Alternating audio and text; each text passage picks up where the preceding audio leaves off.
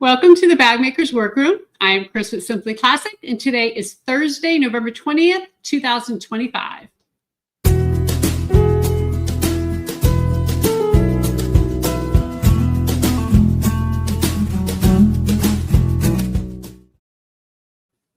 Hi there, everyone. Thank you so much for joining us this evening. We go live every Thursday at 7 p.m. Eastern Time. If you can't join live, watch the recording on YouTube at any time. Make sure you subscribe and click the bell icon to be notified when I post a new video or when we go live. So we want to say hello to Lindy from Cleveland, Ohio. Thank you for joining us. Diane is here from Arizona. There's lots of rain. And Sandra is here for a few minutes. So we appreciate you hopping in and joining us. And we certainly understand that life sometimes takes over. So we appreciate you taking a few minutes out of your evening to join us. So here's what we have planned for tonight. We're going to start by going over what's new in the Simply Classic Scoop, including some new faux leather in vinyl that we just added that I am so excited about. We just added it today. Then we're going to do a hack with the Burcham crossbody pattern. We'll feature our bags customers in Artistry Avenue. And then finally, we'll have a Q&A and a giveaway at the end. So before we get started, please take a second to click the thumbs up button below. It really does make a difference and helps us reach more people. And I do truly appreciate it. So now it's time for the Simply Classic Scoop, and this is where I tell you what's new here at Simply Classic. And the first thing we want to tell you about is that we will be in Ohio in February. Super excited about this. We're going to be at Pins and Needles in Middleburg Heights, Ohio, which is in the Cleveland area. On February 6th, I'll be teaching the Fairhaven in faux leather. And on February 7th, we're going to use some real leather and make the Simply Classic clutch. Registration includes lunch and a class kit with materials. Sewing machines are available to borrow from the shop for a small fee if you're flying in. So don't worry about that. Or if you're local, you can just bring your own machine and that works too.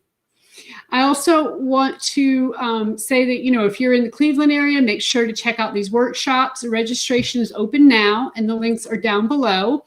We are also planning more workshops and online classes for 2026.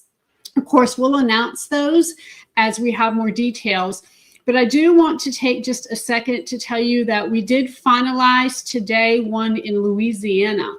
We will be in Broussard, Louisiana, in July, and we'll be teaching the Julie and the Sorella. And so I'm really excited about that. As soon as we have the actual dates and know exactly how it's all going to work, I will let you know. It's the beginning of July. I think it's the second weekend. And so if you're in the Louisiana area, or if you're interested in, maybe it's a better time for you, summertime, a lot of time it is, we'll just meet you down there. I know she has a retreat house that she's going to open up for people with very low, I think she's going to charge like $50 a night to stay if you would like to do that in that area. So it's really going to be a great time. Super excited about that one as well. We'll give you more details as soon as we have them. And I also want to say that, if you have a local quilt shop, that you can always talk to them about hosting a bag making class with me. A lot of independent shops want to do events like this, but they really need to know that their customers are interested and would actually attend. So it definitely doesn't hurt to suggest it. We even have a page on our website with more information about hosting workshops. So if your shop is interested, they can get in touch. We have some new products, and I cannot wait to get into this section of the tonight's live stream because I want to show you. So exciting. So we got a big shipment in last week, including some brand new products, and I'm really excited to show you. I do want to say that for those of you who have been looking for the bright blue ostrich, we now have that back in stock. So go ahead and get that if you'd like. We have plenty, so you should be okay to order it. We've got tons of it now. The thing I'm most excited about are all these new things. I do want to just kind of give a quick disclaimer that some of these are designer inspired, but they're not identical to the designer products. Simply Classic is not affiliated with any luxury fashion houses. Also keep in mind that color doesn't always translate perfectly on screen, and lighting makes a difference. Some of these were kind of hard to photograph, and you'll see why in just a few minutes. So, for the most accurate look at these products, be sure to check out our website. And let me also say that if you order something and you get it and you really just don't like it, you think, gosh, this just isn't what I thought it was going to be, you can return it. Just reach out to us. We do ask that it is returned in the original packaging, and there is a 10% restocking fee. Okay. So let's kind of take a look at what we got. Again, super exciting. We're going to go to the overhead. So this is our first one, and this is called Small Checkered Plaid. It is a vinyl, and it's hard for me to call some of these vinyl because they are so soft and super, I think they're gonna be super easy to work with.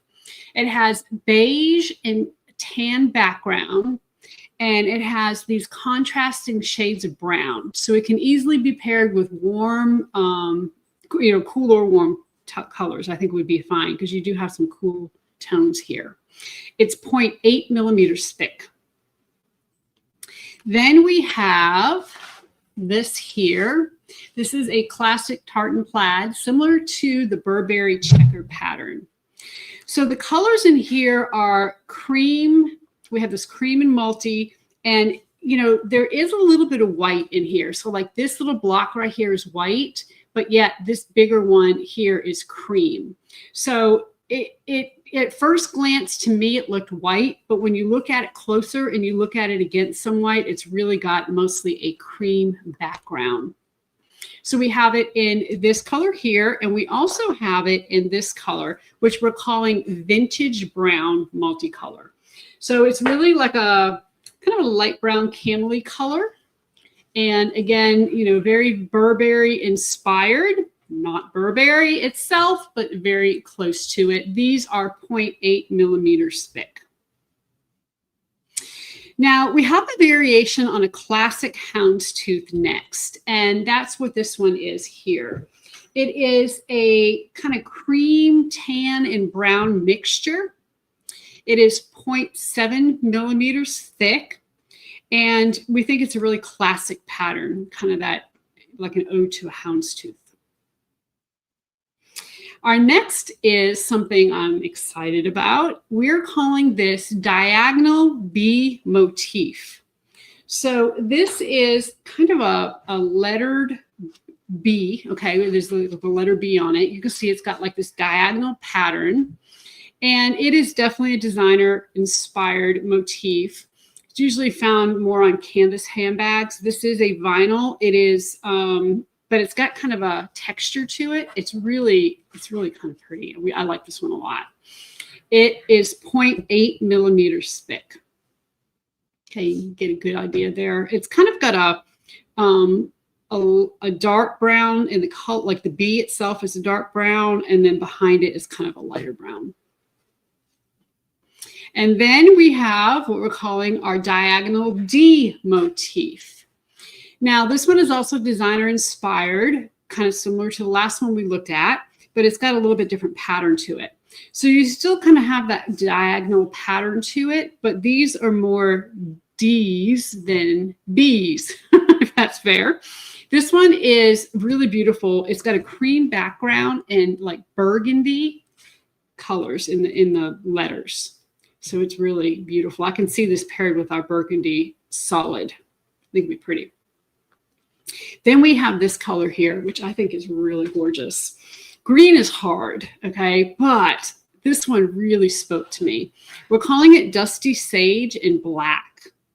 Now, it does, depending on, the lighting, the black could almost look a little navy. We put navy with it, and it looked okay, and then we put black with it, and it looked okay. So I think you could really go either way. The reason why we settled on black is because we put both black and navy. We took a picture. Sometimes pictures tell more than your eyes do. And at that point, it did look more black. So we went with the black color. But isn't it pretty? Love that green color. And it has a little bit of brown in it too. And then this one here, we're calling Golden Oak in black. And you know, it's funny because we all see colors, I think, slightly different. And the way we were kind of describing this one amongst ourselves is we were calling it mustard, but it's not like regular yellow mustard. It's more like Dijon mustard, that brown mustard. So it's got some like brown undertones in it. And then of course the background is kind of a brown with a little bit of maybe dark yellow in it. It's hard, I guess it's fair to say. Really beautiful color. And I think this one would be absolutely gorgeous. I picture these with Sorellas, with this as the flap, and then using black as a background. Okay, moving on, we are going to show you some cool stuff. So I'm going to bring this over. And these are our iridescent crocodiles that we got in.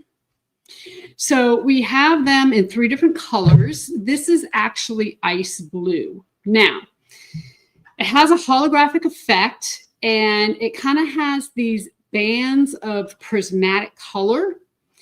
If you hold it a certain way, it looks solid blue.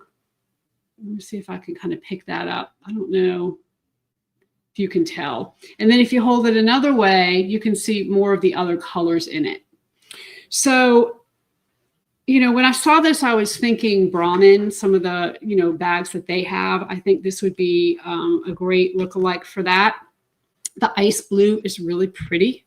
And, you know, again, I think if you put it on your bag, you know, this way versus this way, you're going to see, I know it's hard to tell on the camera, but it really does pick up a lot of the ice blue color. Now, these are more of a 3D. What I mean is that there's some raised texture to it. Okay, these crocodile bands are raised on it, and it's thick. It is really thick. So this is anywhere between like 1.3 to 1.8 millimeters thick. I did test this on my Burnett, and I actually sewed this strap with my Burnett, and it did okay, but there were a couple areas where it got stuck on, and that was using a Teflon foot. So we're going to kind of put a disclaimer on this, that this really probably needs to be used with an industrial machine because it is pretty thick. Okay. So again, we have ice blue, and then we have pearl. And pearl is probably all of our favorite. We really love this pearl. And the pearl does still have some of the rainbow effect. You can kind of see as I lift it up, it looks kind of rainbowy, but when I lay it flat, it almost looks solid. And that's very typical of all of these. And then the last one we have is actually probably the wildest one. It's purple. So if you hold this on a specific way, it looks almost solid purple. But if you hold it, you know, a different way, it looks almost, well, it is multicolored. Okay. You can definitely in certain light see how it almost looks solid purple. You can see right there how that's looking purple. So these are really interesting. And I think that it could be really fun to use them on bags, accents on bags, and maybe even, you know, smaller items I think would be really fun. So again, iridescent croc, highly recommend industrial machine for this because it is so thick. Okay, this last product is the one I am most excited about. And I'm going to bring them over. It is faux hair on hide. Now, this is something that I was blown away by. This actually has hair on it. It's faux hair. It's not real hair, okay? But we're going to zoom in a little bit so that you can kind of see that. See those hairs? See how that's moving? I mean, they're about like 0.8 millimeters in thickness, but it's actually hair. It's really cool. So we have this in 3 colors, and it is more of a fabric than a faux, okay? It's not stretchy at all. I mean, I tried to stretch this. I cannot stretch it, so it's not stretchy. It works great on on a heat press. Believe it or not, I went ahead and tested that out for you because I thought, gee, you know, I'm not sure how this is going to work. Worked no problem. Use Decaville Light on here. You could also use Decaville Heavy. You could use woven fuse. Just go ahead and adhere it like you normally would. Treat it as you would a faux leather or vinyl, though, on your heat press. Okay, don't leave it on there for 15 seconds. Maybe leave it on there for about 8, and it sticks to it wonderfully.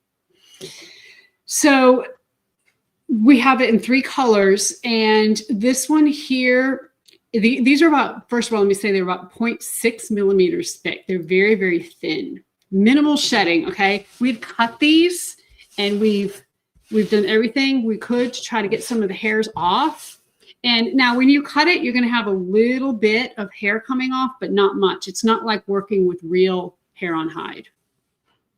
I've already used this to make a bag, and it came out beautifully. I cannot show you the bag because I'm working on the pattern, but it's really amazing. It looks even better on a bag than it does in here on the table. So again, the 3 colors we have, this is ash brown. So it's kind of a dark brown, but it's got these silver like undertones, these silver hairs with it. And on the bag I made, I actually paired it with silver hardware, and it looked really good. It really did. I loved it. And then we have this one here, which is chocolate brown. So it's more of a warm toned brown color. This is more of a cool tone. And then we have this one, which is, we're calling light. But it's like a golden brown, okay? It's got some darker undertones in there, but I mean, they are just amazing. So Lady Pink says, how would top stitching look on it? Okay, I personally, that's a good question. I don't like top stitching on hair on hide. So whenever, like the bag I have made with it, I actually put faux leather or leather on top, or actually used it around it and top stitched on the actual faux leather. I've seen people stitch on this or on hair on hide. It's just a personal preference, to be honest with you. I don't like the way it looks. I don't like the way stitching looks. I feel like it takes away from it. So I would use it as accents, or if you're going to use it as the main part of a bag, make sure that the other parts of the bag, you pair it with something that has some kind of solid faux and stitch on the faux versus on the leather. Now you can stitch right sides together with the faux leather, no problem. But then when you go to turn it, top stitch on your faux leather versus your faux hair on hide. Is it, so Dale asked, is this like faux suede with longer hairs? I don't think it is. I think it's more, it's hard to describe, but it really feels like hair.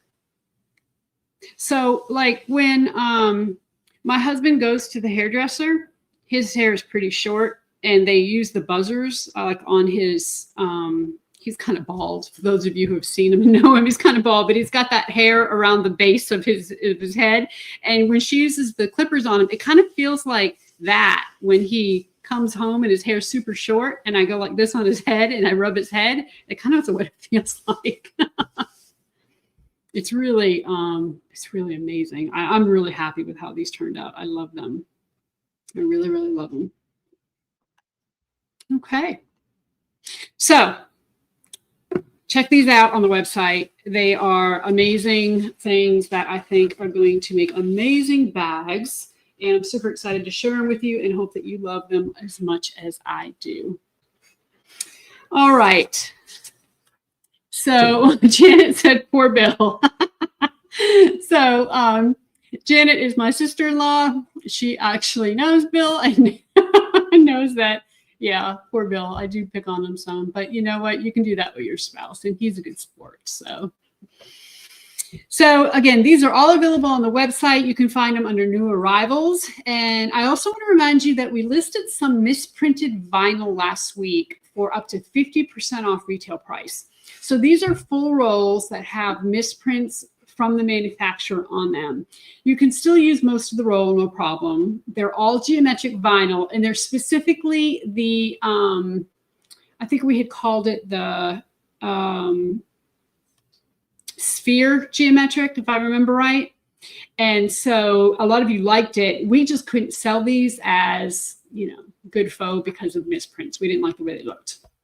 So, and what it is the shapes don't really line up. And we try to take pictures on the website and show that to you so you can see exactly what we're talking about. So anyway, check that out. They're only $14.99. Okay, you can just work around it and use the roll. We actually took some to Houston with us, and they were a big hit, and everything we took sold out. So it's really a great deal. Okay, so before we move on, we need to pick our giveaway winner from last week's episode. And as a reminder, we've started giving away a PDF pattern to one person watching live and one person who watches the replay. So we have the name of everyone who entered here, and we're going to draw one winner. This person will get a PDF pattern for the Burcham. And this was last week's featured pattern, and of course this week's as well. We now have our featured patterns for 2 weeks. And we asked you to share your first name and your favorite type of pocket, because last week we talked all about pockets. So we're going to go ahead and pick a winner. We've got one that jumped out. Maybe that's the one that wants to get picked. Let's see. So Christy, I think it's Guyoni, says, I love slip pockets. Can't have too many pockets. Oh, it's a little blurry. There we go. So congratulations, Christy. You have won a PDF copy of the Burcham.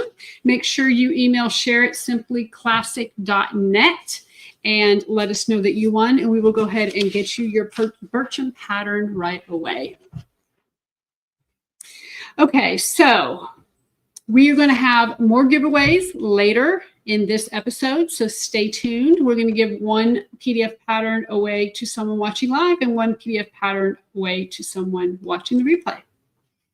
So now it's time to sew. And I, of course, love this new format that we're doing every other week. We actually have a tutorial on the bag of the week, which again is the Burcham.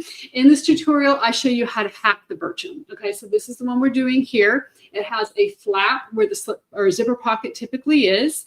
And we're going to go through and watch. You can see some close-ups of it. And then I can go ahead and show you the bag in a little bit more detail in the overhead. The shape of the Burcham is pretty simple. You can really modify it to get so many different looks. And I made a YouTube playlist of all of my different Burcham tutorials and hacks. It's linked down below if you want to take a look. But again, today I'm going to show you this brand new Burcham. We're going to go ahead and get started. So sit back and enjoy the tutorial.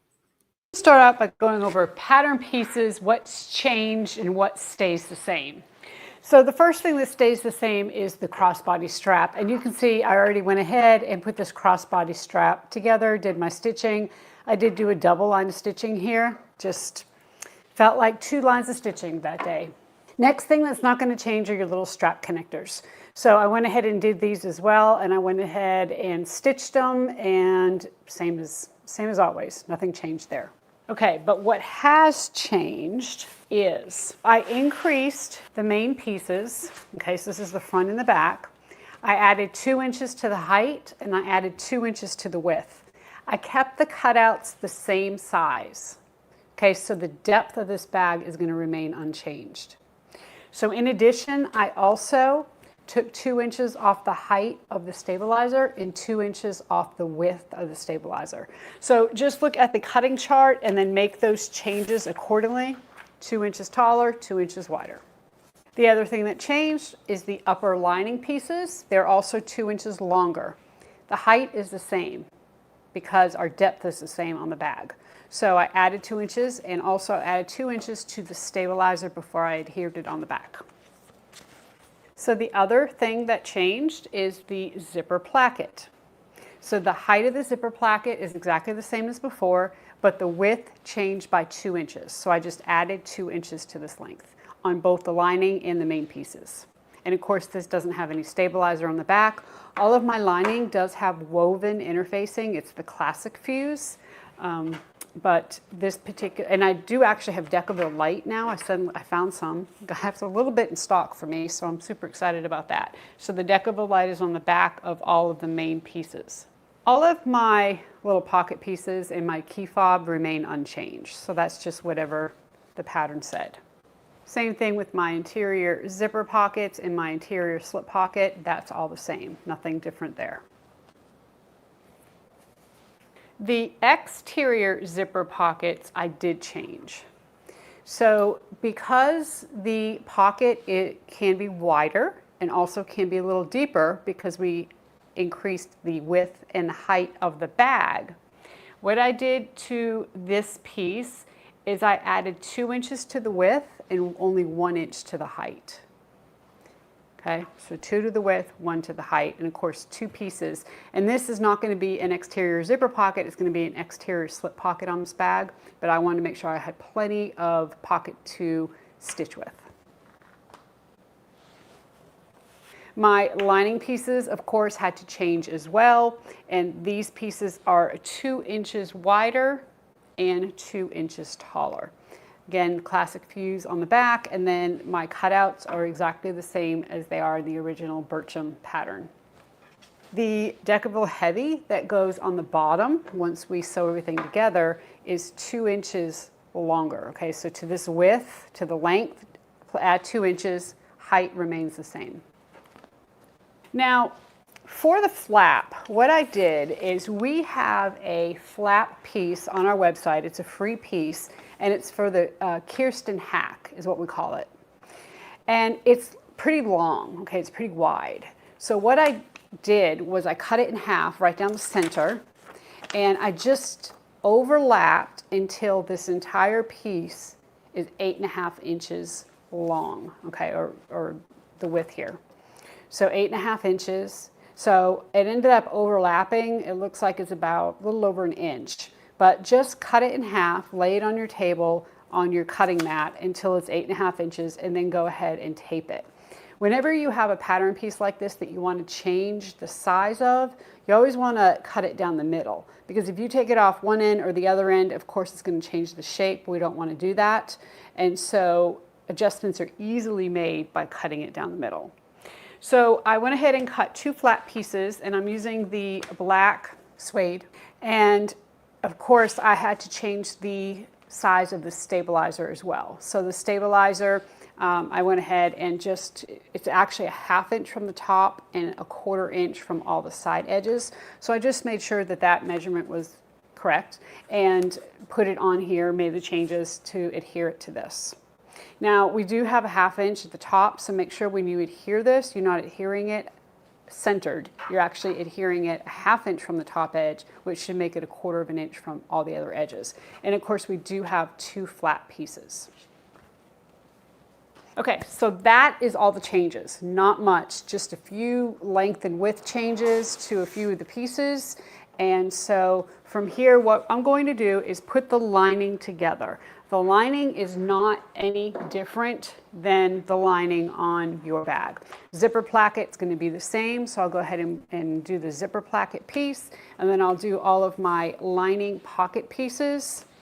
I'm going to do all that off camera. Super easy to do. You've seen me do these pieces 100 times, and go ahead and get the lining together. And then we are going to make the measurements and do everything we need to get the exterior of this bag together, because that's the main thing that changes. Okay, I have the lining completed. Everything's good to go in here.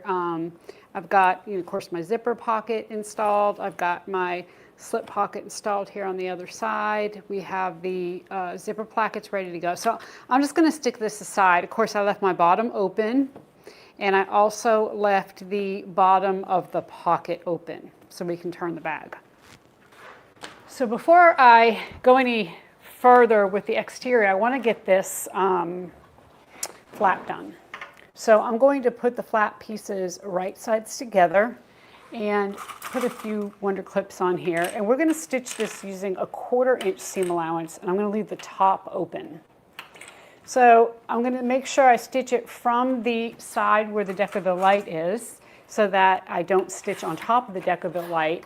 And even when I stitch this, I'm going to stitch just a little bit off that stabilizer. Okay, you don't want to stitch right up to it, because if you do, when you turn this, you're really going to be able to see your stitches. They're going to want to pull apart on the inside.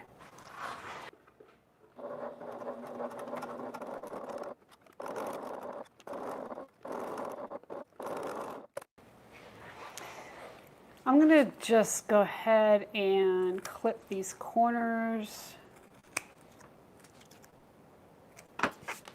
And then we will turn this.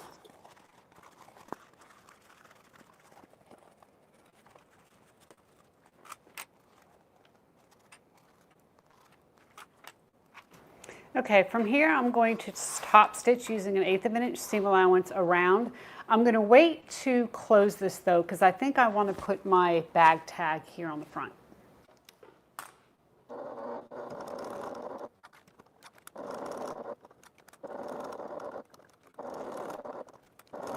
I do want to put a bag tag here, but I also need to put the magnetic snap in. So on the back side, I'm going to measure my straight section and measure about 1/2 inch up and make a mark to install the magnetic snap.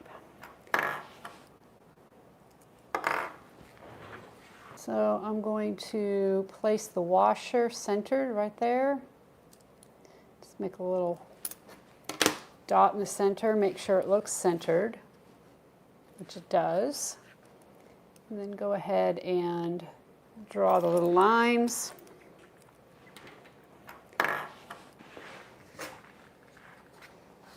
Make sure I put something in here so I don't cut my front side. It's actually not even reaching down, so I'll just very carefully go ahead and cut a couple of holes.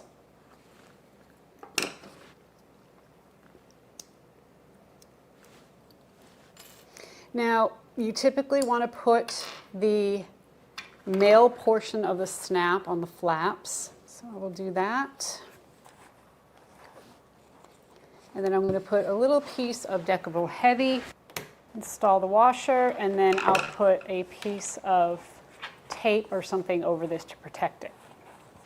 Okay, so I have the flap completed, and I went ahead and put my bag tag on the front here.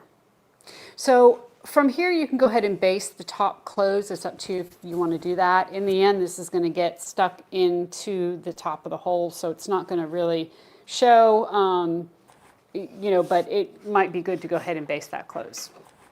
So from here, we're going to go ahead and cut the hole for this to go into.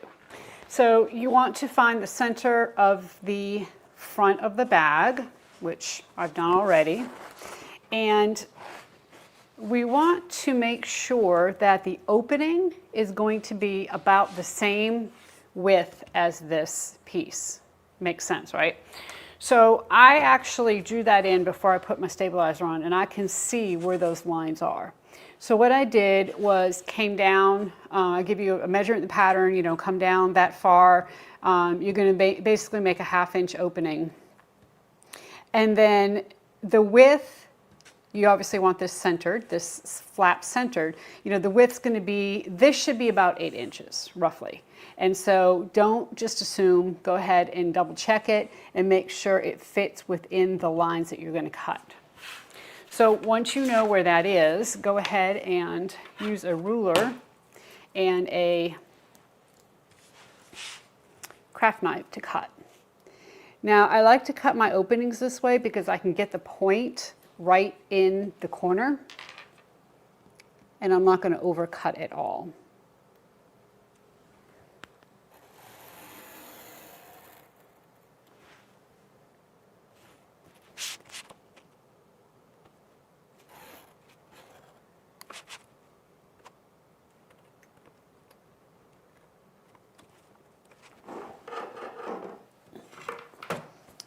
Tiny little snip I need to make with scissors right here.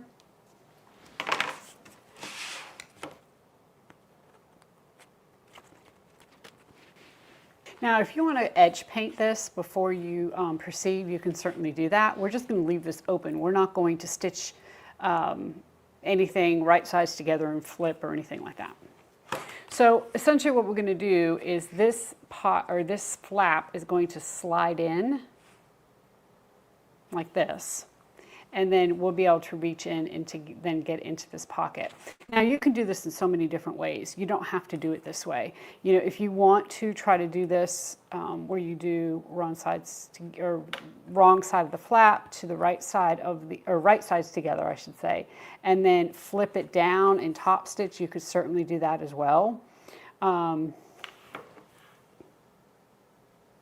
And as I'm thinking through this, you kind of learn in my thought process as I go through these things. Do I want to do that? I think I might want to do that. I kind of like the look of that. So I'm going to start by basting this closed, and then we're going to get our pocket pieces and actually start stitching the pocket pieces to this piece.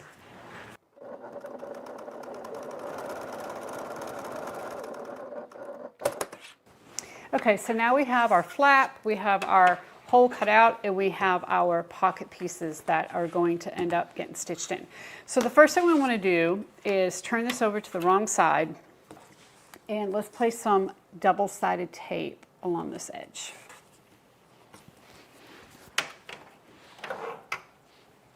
I'm going to peel the backing off that tape.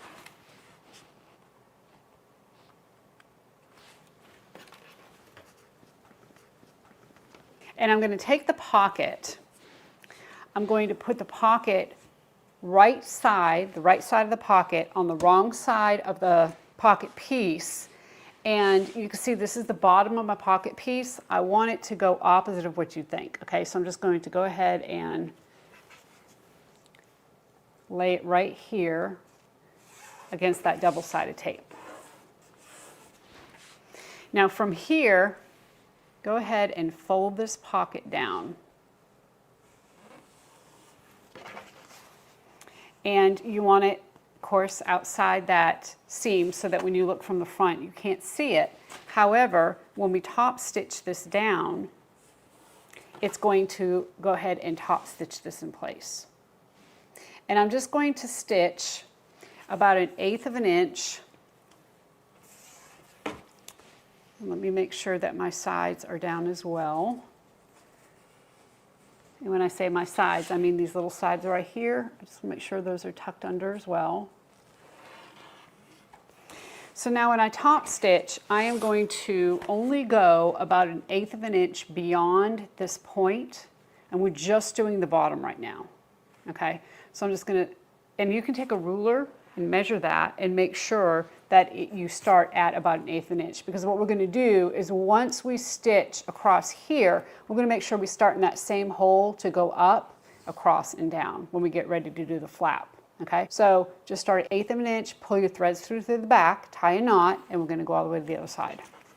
Since I'm tying my threads off, I want to go ahead and make sure that I have my bobbin thread up. There we go.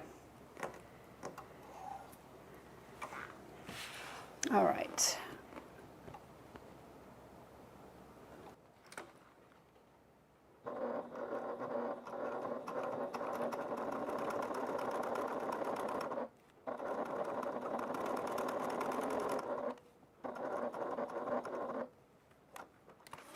Leave my threads long, and then go ahead and tie these threads off. Now what I'm going to actually do is to come to this side and pull them through here and tie them off so that you don't see them at all. So I'm just going to grab that stitch right there. And then you don't have to worry about burning threads or anything because the stitch is totally hidden.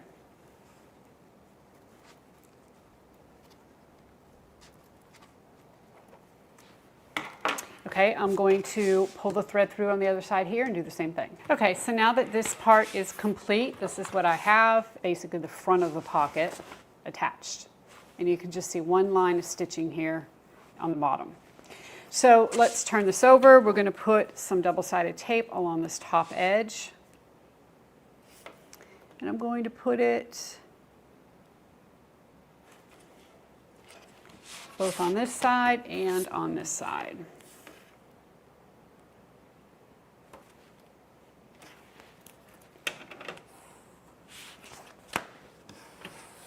So on the back side, let's peel the backing off the tape. And we're going to take the pocket piece and we're just going to lay it right on top of this pocket. So essentially pocket pieces are right side together, and we just want to make sure that the pockets are aligned from side to side and that the pocket reaches above the opening, obviously on this side, okay? So essentially, here's what we have, okay? Here's our opening. You can see our pocket in the back. And then we're going to peel the backing off of here. And I'm going to take my flat piece and I'm going to lay it so that the right side of the flap is on the right side of the bag.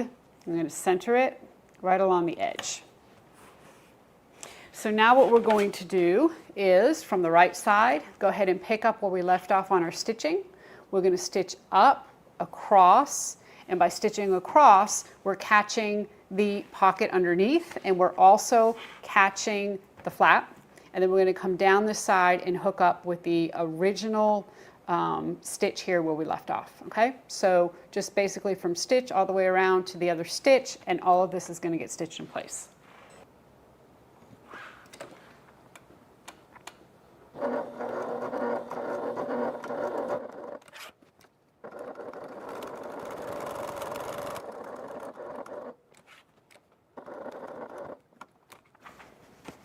Okay, so I'm going to do the same thing. I'm going to turn this over, and now I'm going to pull my stitches through to the back of this pocket and tie them off. Okay, so I have my threads tied off. The next thing we need to do is to go ahead and trim our pocket piece. So this is kind of like a zipper pocket. You're putting one pocket piece higher than the other, so whenever you do that, you're always going to have some left over here at the bottom. So I'm going to just trim that off.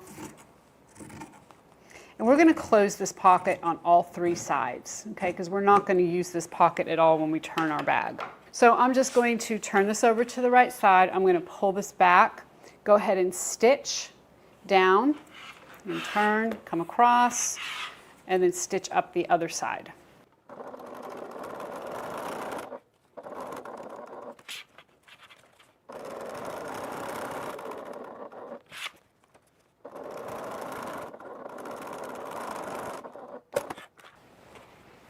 Okay, so now we have an official completed pocket, okay, a nice deep pocket here in the front. So we're going to take the flap and we're going to fold it over, and then I'm going to stitch right on top of this flap right here, just right along this edge. Now that's going to help hold this closed. You're still going to be able to get in and out. And I'm thinking about this as I go. I think that's what that's going to do is hide this seam just a tad, and I think it's just going to look better when the pocket opens up. So I'm just going to do 1/8 of an inch along this fold and just go ahead and stitch. It doesn't matter, just go ahead and stitch through the back because you're stitching above your previous stitch line or right about at it, so it's not going to come into play with your pocket at all, and it's just going to give you a really nice finished look here.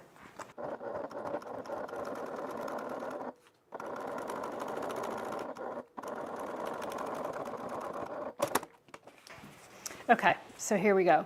So now the pocket flap is stitched all the way around, and we have a cool slip pocket here. So of course the last thing we need to do is make sure we put the bottom half of our magnetic snap in. And the easiest way to do that is going to be to just mark it with a silver marking pen and go ahead and attach the female portion. Okay, so you can just, what I do sometimes is you put a little bit of silver on here and just go ahead and push it down, and then you can see where the mark is, and then you can just install it from there. And then of course that just wipes right off your hardware. Now, when you do this, do not put the magnet through your pocket. Okay, you're gonna have to make sure that you hold this up so that you do not accidentally cut through your pocket. So I'm actually gonna put a board down here so I don't make that mistake.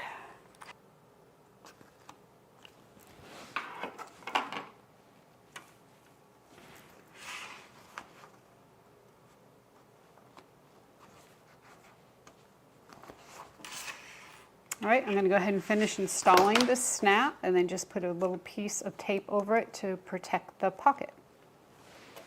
So here we go, magnetic snap. Got a little bit of silver marking pen on here I'll have to get off. Pocket. So we're going to continue on making the Burcham, and from here it's pretty much the same. So I'm going to, and I mean the same as when you make the Burcham. So I'm going to first go ahead and clip this bottom. Of course you have your flap here, so when we do the sides you may have to pull them over just a tad because you've got some bulk in here now that you're not used to having. But we'll go ahead and stitch this, and then we're going to open up the seam and stitch down both sides.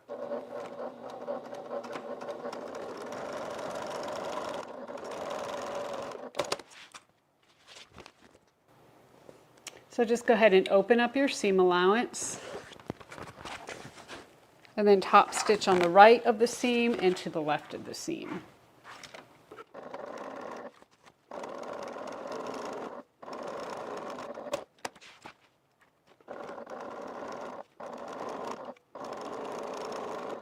Okay, so here we have the seam stitched. And of course, at this point, you don't have any stabilizer down here. So that's when we need to take our bottom stabilizer piece. I'm going to go to my iron, and I'm going to just go ahead and center this side to side and go ahead and adhere it on. Now you're going to have a small space between your main stabilizer, basically your Decovil Light, and your Decovil Heavy. And that's so that when you stand this up, you get a nice crisp edge there. It gives it space to turn. Okay, so it should be somewhere about 1/8 of an inch. And I'm going to go adhere this, and then we'll continue.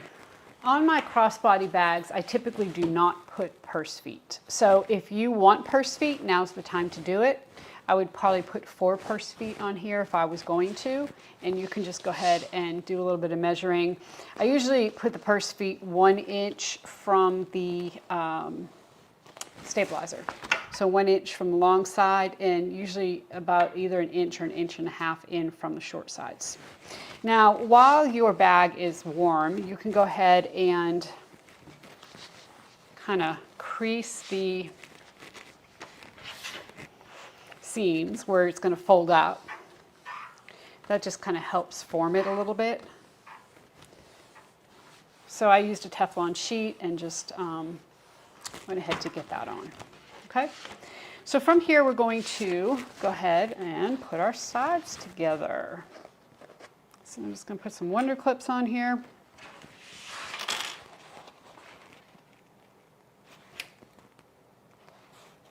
We're going to stitch.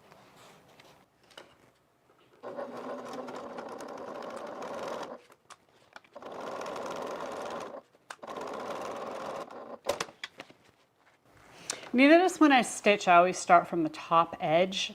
I do that on purpose because I want to make sure the top edges match. That's the most important edge to match. If you get down to the bottom and things are off a little bit, that can easily be fixed in the box corner.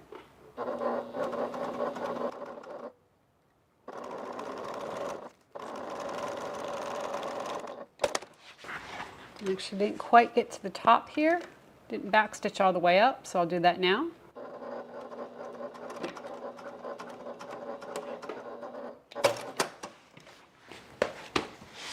And then I like to open up the seams. So I'm going to use some 1/2 inch double-sided tape here.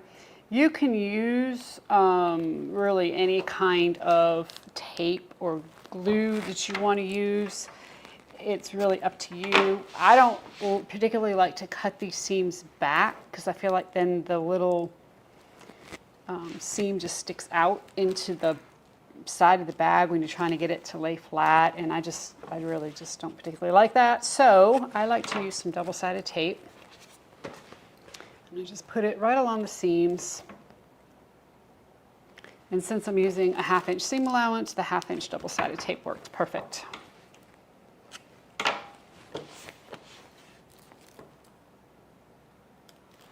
And I'm just going to peel the backing off this tape and open up these seams.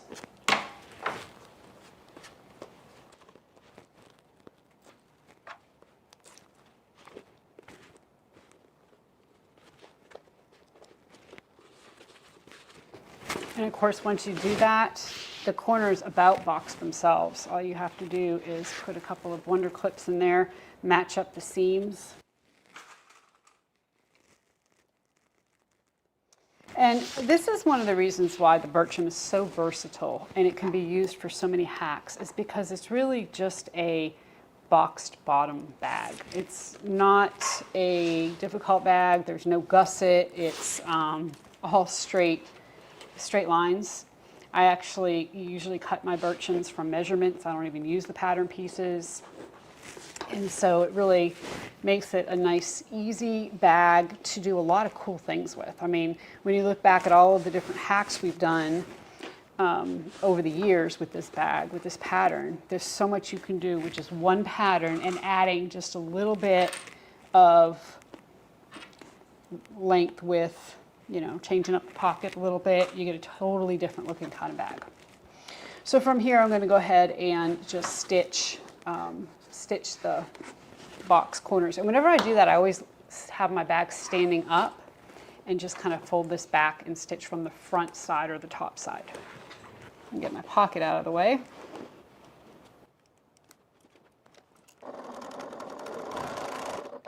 Now, if you were going to do 2 seams, this would be the place to do it. A lot of times I will do an extra seam just to the right of the seam I just did.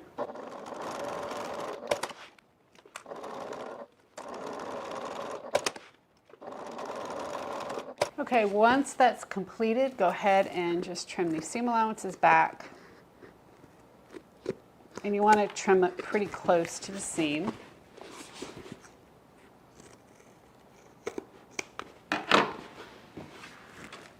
And then we can turn the bag. So I'm going to do that off camera real quick, get it turned, and then we'll come back.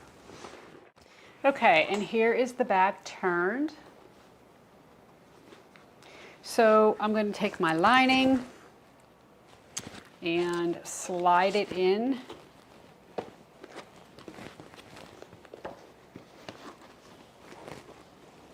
Now, when I did my lining, I did take my seams a little bit larger on the sides to help avoid a baggy lining. I also did trim my seam allowances back on my lining, but I left the very top edge long so that I could open it. And I'm going to start there and clip my top edge.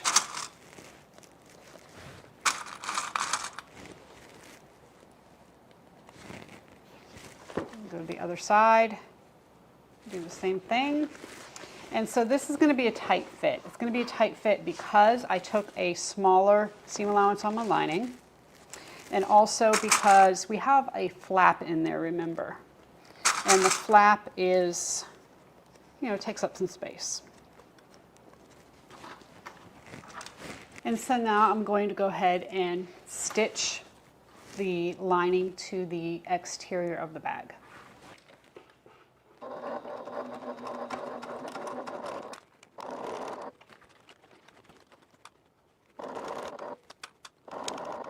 And what I do is just stitch a little bit, make sure I have a nice straight piece in front of me to stitch. So basically, I'm just making sure this is nice and straight. And then when it starts to not be straight anymore, I just stop, readjust, and stitch again.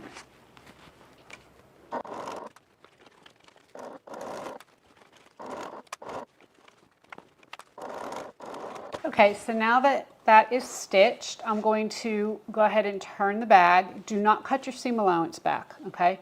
It's going to be a lot easier to top stitch if you've got some bulk underneath there.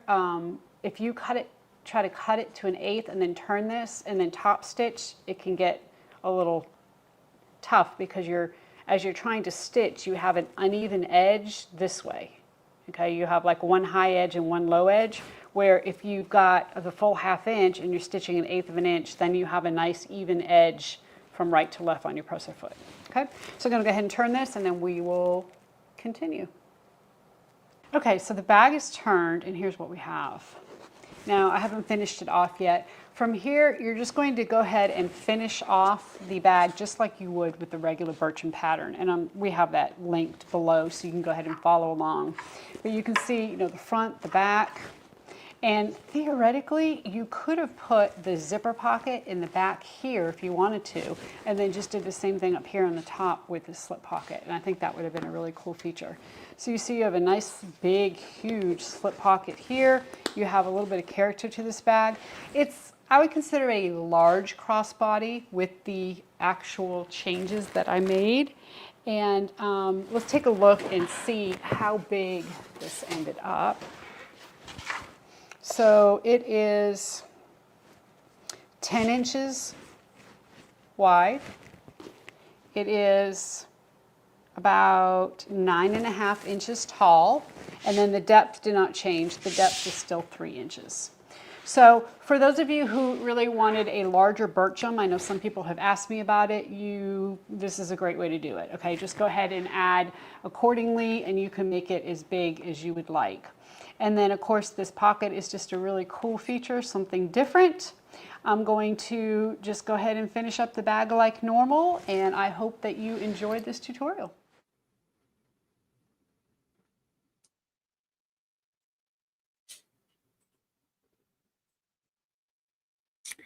All right, so a new take on the Burcham. So I'm gonna hold out. Okay, we just want to make sure our audio is okay. And the last time we had a little bit of a problem. It sounds like we're good to go. So we are going to continue.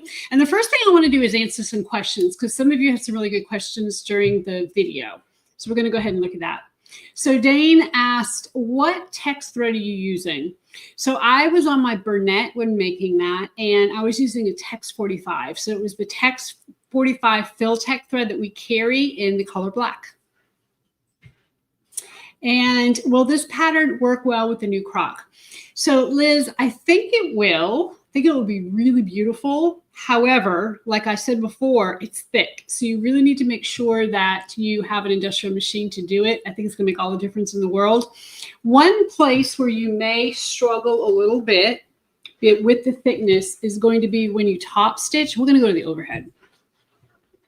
When you top stitch and you go to top stitch right here over the seam, okay? So you've got a seam on the outside, you've got a seam on the inside. Where these seams come together, you're going to, of course, stitch around. And then when you turn this, you can have a lot of bulk right there. If you find you can't get over that, what I would suggest is to stitch, pick up on one side of the seam, go ahead and stitch to the other side of the bag. When you get over here, stop right before the seam, okay? Just do a little back stitch. Then go ahead and cut your threads, pick up on the other side of the seam, and go ahead and top stitch. Don't even try to stitch over that if you think it's going to give you a problem. So, the bag is really cute, right? And it is really a good size. Again, a little bit bigger than the original Burcham. The pocket is obviously bigger as well, and it's really nice. I mean, look at how deep that is. Super deep, super, you can fit a lot of stuff in there, not only your cell phone. Of course, we still did the same kind of zipper or closure here. We have all of the normal things on the inside, and it just really turned out well. I like the the suede with it. And, again, we've talked about this black suede before. It's kind of a different feel, and it doesn't look like suede as much as some of our other colors look like suede, but it really looks good with this bag. We really like this.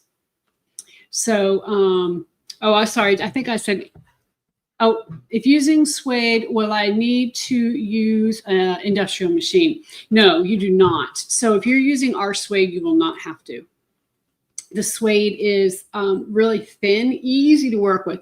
Really one of the easiest materials that we have to work with is this suede. I love it. I love the way it looks. I love the way it behaves. You can put a decorative light on it or whatever you'd like, no problem. I mean, it's really a great product. Love the suede. It's just so classy looking. All right, so hopefully it gives you another option. Like I always say, a pattern is a suggestion, not a rule.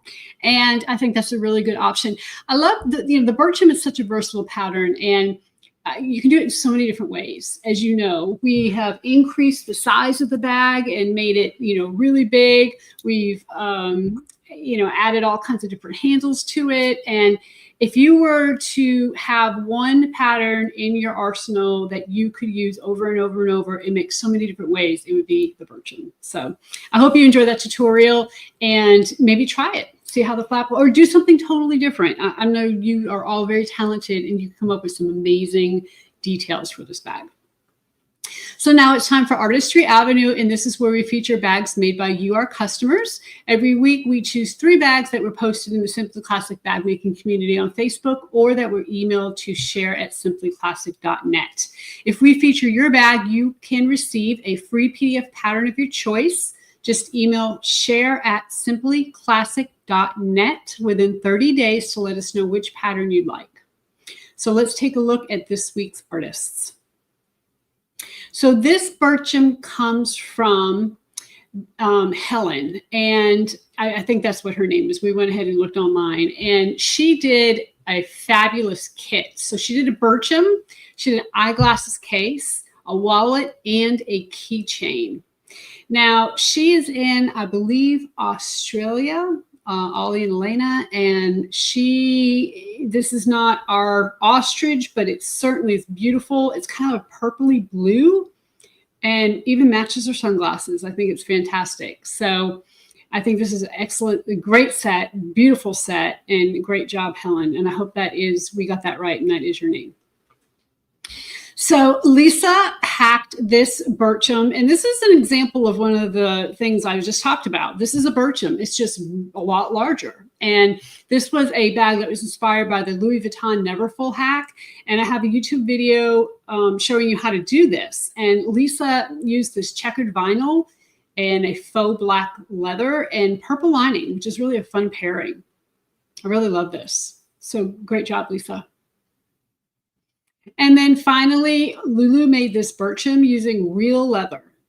I always say that, the best design is a simple one. And this is a really great example. Lulu made her Burcham in all one color with tonal stitching. And it is just absolutely gorgeous. Absolutely beautiful. All of you are just so talented. You inspire me.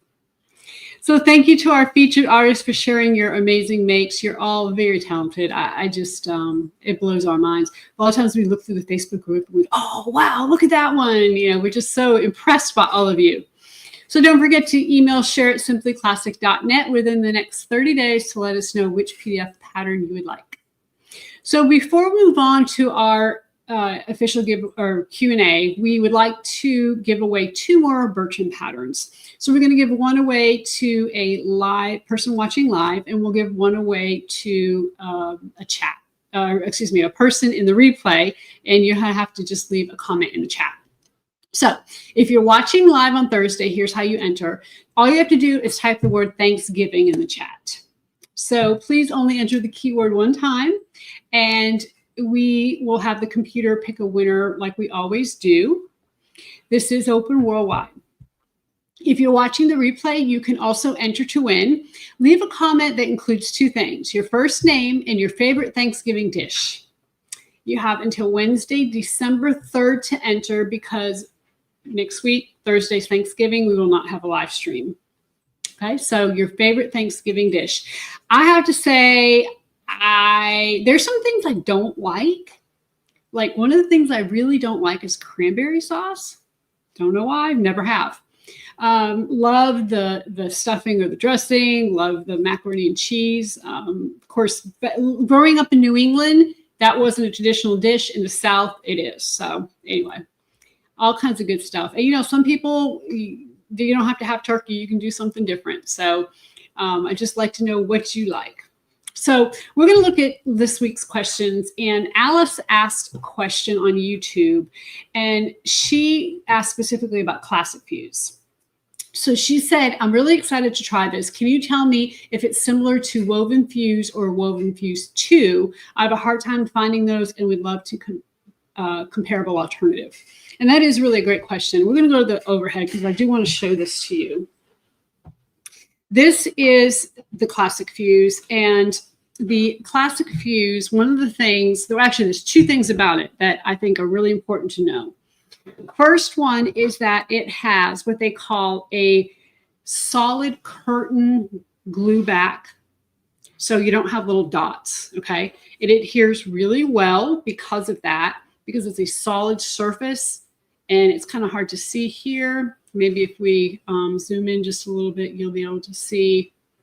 You can see there's a little bit of shininess to that. It's not dots, it's solid. And the other thing about our woven fuse is that it is 60 inches wide. A lot of interfacings get to be, sometimes we sell them only 17 inches wide, sometimes they're 45 inches wide. Ours is 60. So you're getting 30% more product whenever you buy from us. So I really encourage you to try it. We love the woven fuse. We think it's really a great alternative to even something like the SF101. You know, that has got the dots in the back. Ours is solid. So I appreciate you asking about that. Okay, so Staging Master said, which of your patterns would you use for those plaid vinyls? Ooh, that's a good question. So I think that I really do think that Burcham would do well. And I think the way I would do it is I would take the plaid, let's just take this one as an example. And I think I would put if I was going to do the zipper opening, put a zipper overlay over it in a solid color. And then I would use solid color for the handles and a solid color for the strap connector. I think that would really make this look amazing. I think another bag that would probably do really well with this would be like the Leah or the Little Leah, because it's a pretty square bag and you have piping accent. And I think the piping would really do well to kind of make all of this stand out some. Let's see, they just brought me some faux. Oh, okay. I was going to say, they just brought me some faux leather. We'll look at this in just a second. But yeah, I think those are really great options. And then, of course, you know, in Eva with the bottom in the plaid would be really pretty too. Any of these plaids, any like a houndstooth or any of them, I think would be really great. So which faux leather neutral solid would you recommend with the ash brown hair on hide? Okay, that's a great question. I'll tell you what I paired it with. I told you I made a bag in this already, which I can't share with you just yet.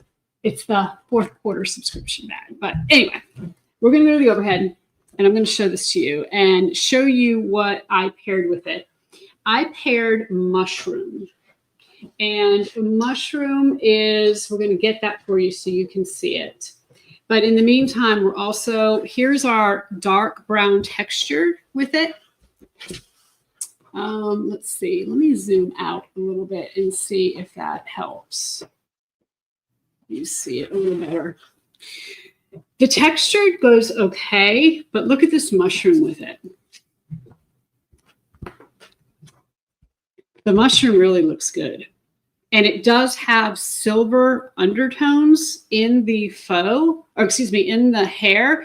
And for whatever reason, the mushroom pairs well with it. This, you can see it almost looks too dark against it. I'm going to look at a gray with it.